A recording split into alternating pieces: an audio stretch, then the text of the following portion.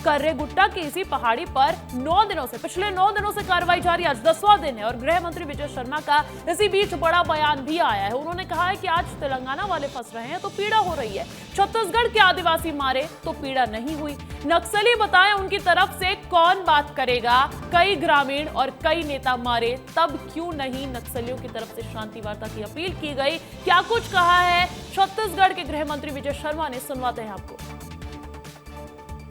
कौन है एक प्रश्न है, और ये लोग तब कहां थे एक ये और प्रश्न है। जब झीरम की घटना हुई तब इन्होंने क्यों नहीं कहा नक्सलियों के से कि ये सब बंद करो, और तब जब एर्राबोर की घटना हुई थी तब इन्होंने क्यों नहीं कहा, जब 8 महीने के बच्चे को नक्सलियों ने जिंदा जला दिया था, पूरे बस्ती को जिंदा जला दिया था, उस समय इन्होंने क्यों नहीं कहा। जब मणिकोंटा की घटना हुई थी तब इन्होंने क्यों नहीं कहा था, जब दर्जनों ग्रामीणों को मार दिया गया था गला रेत करके, उनको पुलिस में मुखबिर हो कहकर, तब इन्होंने क्यों नहीं कहा था। जब झीरम की घटना हुई थी जिसमें छत्तीसगढ़ की इतनी बड़ी हानि हुई थी, छत्तीसगढ़ का एक नेतृत्व वहां समाप्त हुआ था, तब ये लोग कहां थे और अब ये क्यों बोल रहे हैं।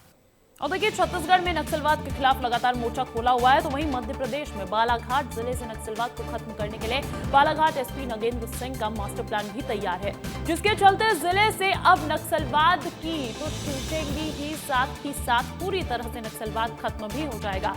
बता दें कि पिछले 3 दशकों से बालाघाट जिला नक्सलवाद का दंश झेल रहा है, लेकिन पिछले 5 सालों से एनकाउंटर में कई बड़े इनामी नक्सलियों को मार गिरा दिया है। ये सफलता पुलिस के हाथ लगी और इस बीच बालाघाट एसपी ने विस्तार न्यूज भी खास चर्चा करते हुए बताया है कि नक्सलियों के 40 ऐसे सहयोगी जो उनकी हर तरह से मदद करते थे, उन्हें चिन्हित किया गया है और उन्हें समझाइश भी दी गई है। अगर वो तब भी नहीं सुधरे तो उन पर कड़ी कार्रवाई की जाएगी।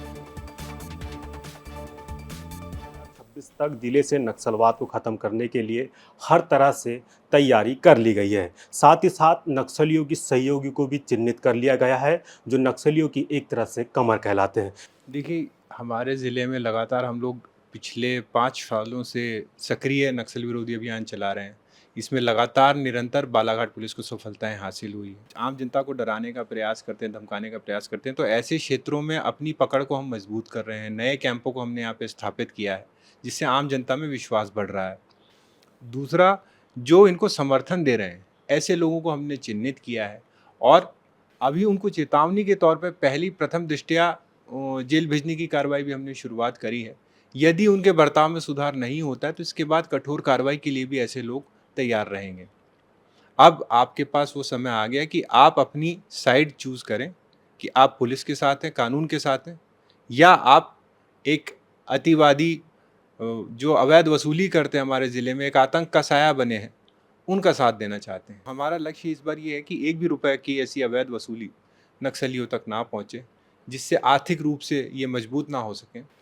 तो बिल्कुल कमर कस ली गई है, पूरी तैयारी कर ली गई है कि 2026 तक बालाघाट से नक्सलवाद को पूरी तरह से समाप्त कर दिया जाएगा। चितरंजन नेरकर, विस्तार न्यूज़, बालाघाट।